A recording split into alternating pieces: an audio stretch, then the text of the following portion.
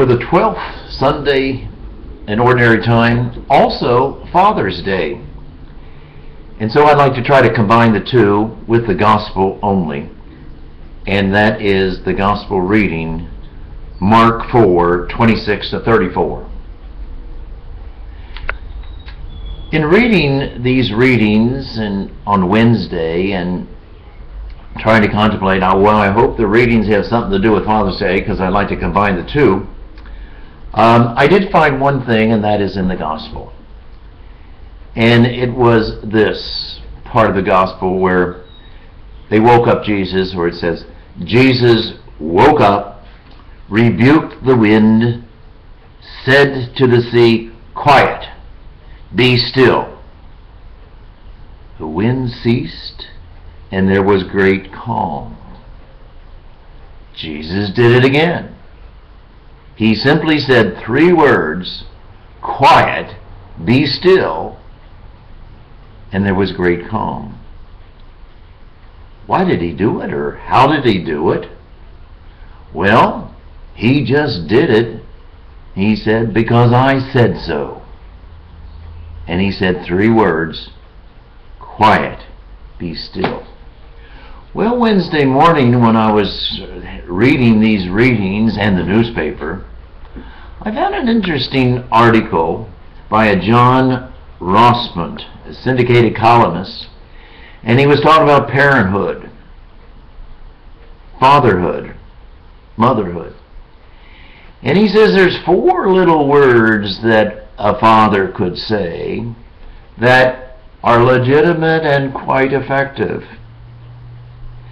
And those 4 little words are, "Because I said so." Well, I'm going to read a little bit from his column, because on Father's Day, how many fathers, "Because I said so"? Or how many fathers were afraid to say, "Because I said so"? Well, he says this. He gave a class or a workshop on this. He says, which I talk about the legitimacy and the power of the 4 words, "Because I said so." One of my missions is to promote the restoration of the attitude that accompanies the calm, straightforward delivery of that traditional parenting. Why? Because I said so. He says, "Because I said so" is nothing more than an affirmation of the legitimacy of the authority of the parent in question. The parent is an adult. The child is not. The child is dependent upon the parent for his or her survival. The parent would take a bullet for the child. The likelihood that the child would take a bullet for the parent is slim to none. For those reasons, the parent's authority over the child is legitimate. And for all those reasons, the parent is under no obligation to justify any decision or any instruction he or she gives the child. As I used to tell my kids, your mother and I pay for your lives. You pay nothing. We are responsible for you. You are not responsible for us. With those facts in mind, the arrangement here is simple. We make the decisions and give you instructions. You abide and obey those decisions and instructions. And then he goes on and he says that my kids grew up pretty doggone well. They never got into drugs. They never got into trouble. They matured and they became very good parents themselves. Because I said so. You know, also on that day, you know, with fathers and so forth, I was appalled, really appalled, you might have too. There was an advertisement. There was an advertisement for Bud's gun shop, a sale. There's a semi-automatic there for $449 to give your dad for Father's Day. Right below it, there's a pistol, a Colt, for $749. Isn't that a nice present for your father? Later on that day, when I learned of that mass killing of the 21-year-old in South Carolina, killing 9 black people in their church Bible study, his father gave his son, 20 years old, the murderer, a pistol.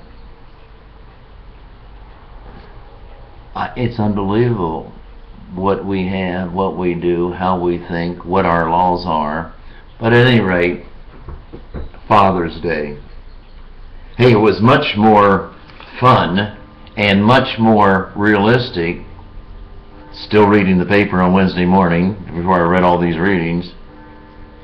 Kroger is offering a gas grill, a charcoal grill, for $279 to give your father on Father's Day. That's a heck of a better gift, I think, of giving your father, or a father giving a son, a pistol on his 21st birthday. Guns, guns, guns. Well, the point is this. A good father, really, a good mother, really, at times will say, because I said so. And maybe not be taken up in the 60s and this whole idea, well, you better give your little kitty a reason and all that stuff. You might agree with that more so than what I'm saying. God the Father and Jesus the Son, God, has ultimate authority. So when God speaks in the Old Testament, let there be light, boom, there was light. When Jesus speaks in the storm, in the boat, quiet, be still, there's ultimate calm. Well, fathers and mothers don't have that. They're not God or goddesses. But they do imitate some of that. And they do have authority. And they are God-like, the smaller the child is. That mommy or daddy is God-like.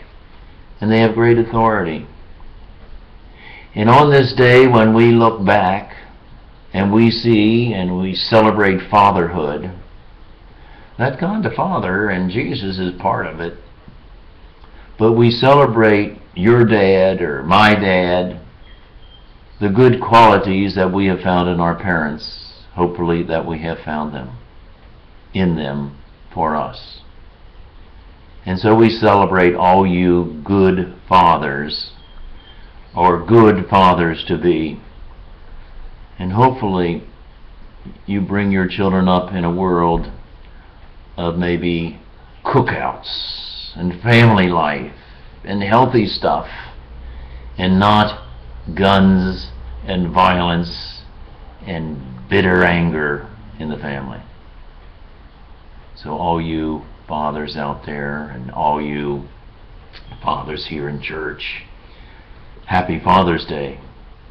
The more you imitate the Heavenly Father or Jesus, I bet the better father you are or were or will be. Happy Father's Day.